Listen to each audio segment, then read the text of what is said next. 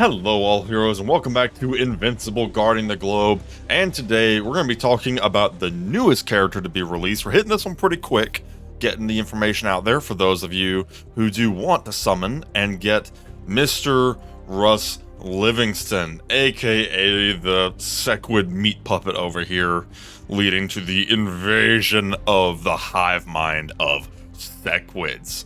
I would just like to point out once again that this dude's design is so freaking cool.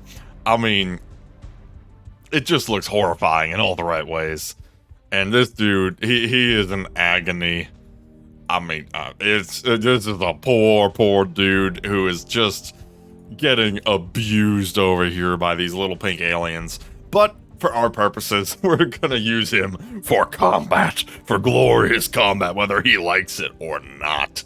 Okay, so in all seriousness here, let's get this back under control.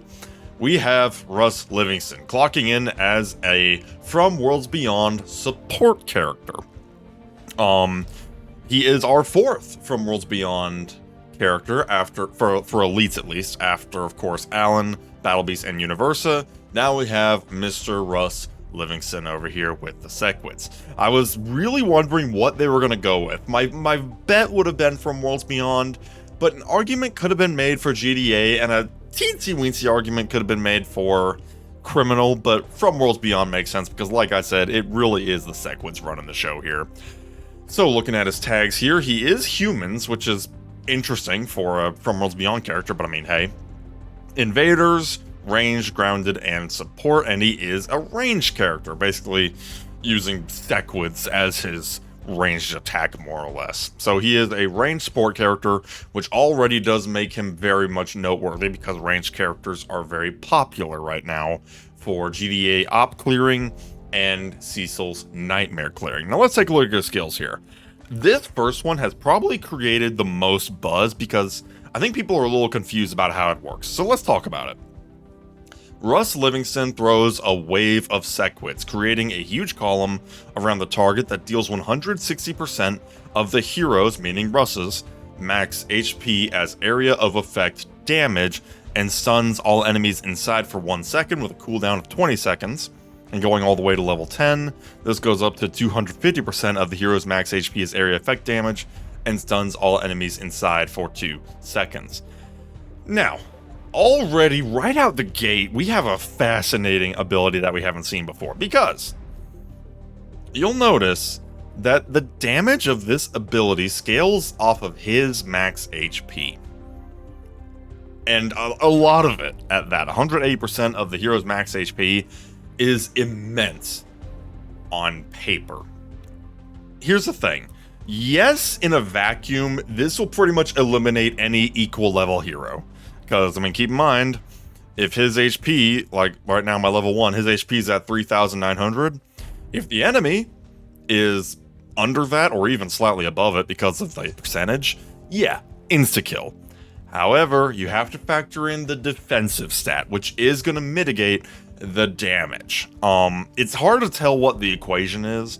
Now, ironically, with a little bit of creative math and planning, you probably could do some calcs as far as how much defense mitigates this damage, but like, for example, this one is probably the first hero I've seen that really requires a bit of strategy to make work for his main ability here, because let's take a look at two characters. Let's take a look at Invincible, and let's take a look at Green Ghost. Invincible as an attacker is currently rocking with 16,000 defense. Green Ghost, same level, is rocking with 20,000 defense.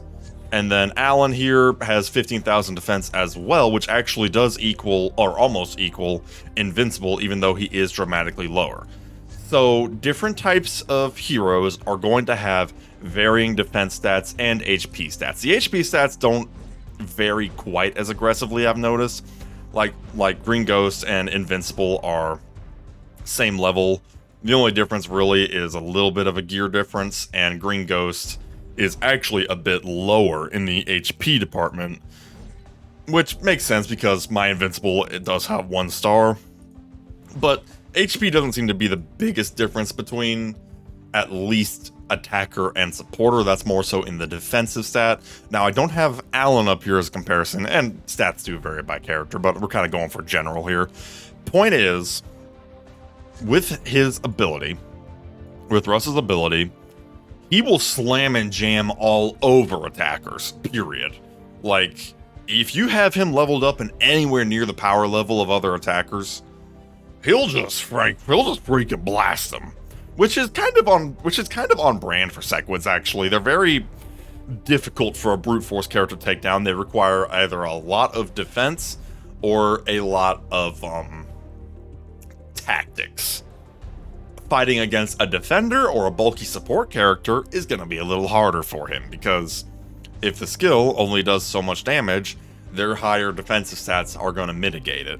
But, like I said, if you get him powered up, and that's a biggie, is that even more so than usual, this is a major one that requires you to power him up. Some characters, you don't have to power them up so much, it depends. This ability requires some serious investment to get any kind of use out of it, because of course if he has low HP, it's gonna just plonk against the enemy and do nothing. Whereas some other characters, it kind of depends. This one especially though, if you want this to work, basically, you're going to want him invested, and it just uses his max HP instead of attack. It looks really impressive on paper, and let's not beat around the bush here. It is impressive, because most of the time, HP stats are higher than attack stats.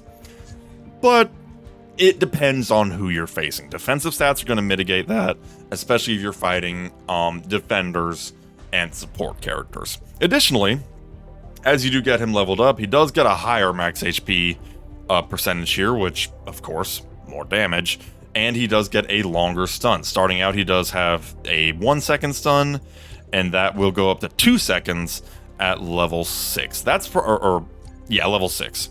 Oh, I guess it's technically 7. I'm always a little confused about how they do this. It's level 7, when you reach level 7, that cranks it up to that 2 second mark. That's going to be your best break point, because it does get the 1 second reduction of the cooldown here, and you get the full 2 second stun. Bonus points for the fact that it's an area effect. Now, I'm not sure how large the area of effect is, but I would imagine that basically he hits one guy, and then it kind of splashes out from wherever that does damage in like a circle of damage. Don't know how big it is, but basically he's gonna do some serious damage with this particular ability, Swarm of Sequids. Next here, we do have attacks by allies, gain a 5% lifesteal when attacking humans. That goes all the way up to 5%. Nothing too crazy. I've always said that lifesteal is a little overrated. Now, if you do combine it with other characters that have lifesteal, like let's say Battle Beast if you're fighting Viltrumites, or Omni-Man. What does Omni-Man actually hit? I forget. Also against humans, although not nearly as much. It takes him a little bit to get up there. He starts out, it's interesting, he starts out at 1%, but does still go up all the way to 10%. So it is literally the exact same as Omni-Man's ability. It just has a slightly higher floor. So if you are fighting humans, you could pair this up with Omni-Man and get some extra healing, which, you know, like I said, on its own, I don't think it's too crazy. Combined, maybe. Or if you're fighting with Battle Beast, fighting against Invincible specifically, he's really the only one that would trigger this, but he does have both Viltrumite and human. So if you are fighting against an Invincible who's giving you a bit of trouble, you could combine RUS, Omni-Man, and Battle Beast for a triple trigger life leech. At that point, okay, you're starting to get somewhere. That is a comp I would really love to play around with, because that would be 5, even at level 1, that's 1% from Omni-Man, which is pretty pitiful, but better than nothing. 5% from RUS here, and then Battle Beast granting you 5% at base, with them all with RUS and Omni-Man maxing out at 10%, and Battle Beast maxing out at 15%. Life Leech, Life Steal, they seem to kind of go back and forth between the terminology. I'm sure they'll probably refine that eventually. Point is, you could actually do a lot with that. If you combine it right and create a full Life Leech team, you're looking at an unkillable monster of a team. But that is kind of a high cost, high reward play. and not going to be seen anytime soon, but just kind of throwing that out there. Like I said, pair him with Omni-Man against humans, you're golden. Throw in Battle Beast if you're fighting Invincible, and you're really gonna rock and roll. Now, his exceptional plus ability here. RUS Livingston's next basic attack inflicts confusion for 1.5 seconds, along with a 35% attack reduction for 1.5 seconds, cooldown of 24 seconds, and then at maximum, the confusion lasts for 3 seconds, the attack reduction goes up and lasts for 5 seconds, and the cooldown is 20 seconds. So, here's the interesting thing with this. It is very similar to the Obedience Collar, with one major exception to that. The Obedience Collar actually cranks up the enemy's attack, so that when they're hitting their enemies, hitting your enemies, their allies, they do more damage. This is different in that it actually reduces that enemy's attack, so they're not going to do as much damage to their allies. It seems a little counterintuitive on paper, but let's actually talk about that, because as early as like level 3, the attack reduction goes up first. So the confusion starts at 1 point, or goes up to 1.5, or stays at 1.5 rather, whereas the attack reduction goes up to 2 seconds. And then if you do go all the way up to level 10, the confusion is for 3 seconds, which is still effective. I mean, worst case scenario, that's just a really good stun. With the 35% attack reduction lasting for 5 seconds. So even though it does limit their power in the confusion state, that's still a 5-second attack reduction. Even when they shake it off after 3 seconds, they're still going to be suffering from that attack reduction for another 2. And it's another one that kind of requires a bit of investment to really get some use out of it. But the cooldown also goes down to 20 seconds, which means you're only having 15 seconds of them having their full attack, which is not too bad. And of course, Confusion is a great ability. Worst case scenario, it's a pseudo stun. And I say that's a worst case scenario, but Confusion also kind of bypasses some of the stun immunities for characters like Shrinking Ray. So even on its worst day, this ability is pretty good. It's a little counterintuitive at first because the seconds actually match up at level 1, but once you start getting those differences, it kicks in a hurry. And finally, with his Epic Plus ability. Each time an enemy dies, RUS Livingston restores 5% of his max HP. And then, let's see here, at level 6 effectively, each time an ally dies, he obtains a 5% damage buff that lasts for 5 seconds. If you go all the way up to level 10, it's 15% of his max HP and a 15% damage buff. So what's going on here? Basically, starting out, just the enemies. Whenever an enemy dies, he heals. He's basically getting strength from defeating his enemies. That's kind of on brand for the Sequids. They wear down their enemies. As the enemies are falling, they're getting stronger. They're getting harder to stop. And then the damage buff is particularly interesting because, keep in mind, it's not an attack buff. Assuming that my calculations are correct for how this would work, instead of like increasing his attack by a certain percentage, whatever damage you do with this, multiply that by 15%. That could add up in a hurry. Now, once again, it's kind of another situation where you really need to give some investment to this for it to work. He's a high investment character. Let's not beat around the bush there. He is a very high investment character. At level 1, he's still pretty good. The confusion is okay. This doesn't still do a lot of AoE damage, but he's a character that really wants to be invested. So yeah, this could really add up in a hurry and also keep him alive once his enemies are falling. It's also kind of helpful because it kind of gives him effectively a last stand effect, where if his enemies, or if his allies are starting to drop, and he should be in the back line as a ranged character, he can kind of fight back and try to even the odds a little bit, to kind of clutch that victory. So, yeah, that is what we have here. If I were to recommend some artifacts for him, anything that would reduce his cooldown I think would be great. Battle Hologram, when the hero uses its ability, reduces their allies' cooldown by 6%. This can really go on anybody, and you kind of always want to have this on the team somehow. But this is a great one to have for him. And then once we are able to actually get it, the Flaxen Anti-Aging Bracelet is a particularly potent one.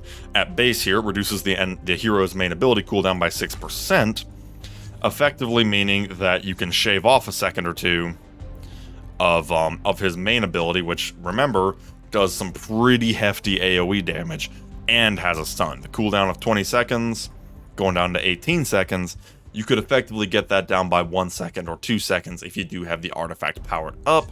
However, unfortunately, this artifact we really don't have a reliable way to get, so that's kind of a future thing. Some other options here, the GD8 cloaking device is never a bad thing. Damien Darkblood's Notes is one that could actually work really well on him. Reason I say that is, if you remember, his life leech affects humans. This decreases the defense of all humans, which means if he's doing more damage, and if his allies are dealing more damage, they're healing more.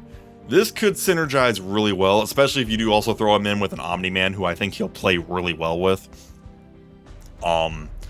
More defense reductions, more damage, more healing. Makes the team just harder to kill, which I think could be very useful. And then also we have the Obedience Collar.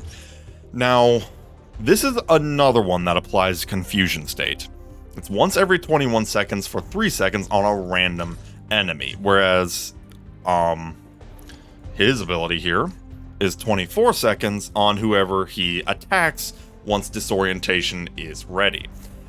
It's kind of one of those things where there is a chance that it could double dip on the wrong character, or with a little bit of timing, you could end up with 2 enemy characters confused and fighting their own allies or fighting each other, which, I'm not gonna lie, just sounds fun. I mean, you can literally turn almost half the enemy team against themselves. I also can't help but wonder, if you built a team with like 2 RUS Livingstons. I mean, now this is getting into some serious theory crafting territory, because unless you have the Mauler twin tag or your name is Angstrom, I really wouldn't mind building more I really wouldn't recommend building more than 1 character. Really, the only characters that play well with building more than 1 are the Mauler twins, just by nature of how their second abilities work here. But if we're talking about pure theory crafting, RUS could play really well with more than 1 copy on the team, because basically what that means is you would have not 1 but 2 RUS Livingstons throwing confusion on any enemies they're attacking. Assuming they're attacking 2 different enemies, you could start kind of cooking something there. Throw in an Obedience Collar for good measure, and while it won't work every time, you could get upwards of 3 enemies on the enemy team, just making them useless for a few seconds. Again, hyper high investment play, but I'm just kind of thinking here. I'm just kind of brainstorming on what you could use this guy for. So, do I think he's good? I think he is very interesting. First of all, we'll have to see if this does as much damage as it looks. Having an AoE stun is never a bad thing, and the cooldown of 20 seconds is not too bad. But if you really want to use him to his max potential, you need some aggressive investment. You need him as high as humanly possible, and you need these skills high. If we're talking about skill breakpoints, you get this up to 2 seconds of stun at level 6, level 7 here, once you get past this hump. That's probably your breakpoint on the Swarm of Sequids. This ability here, Attack All Humans, you could honestly ignore unless you're building a Life Leech team. Like I was talking about, you pair him with Omni-Man and maybe Battle Beast if you're fighting Invincibles. Maybe. But I would only worry about this if you're really trying to stack Life Leech and do something crazy. This ability here has a few breakpoints.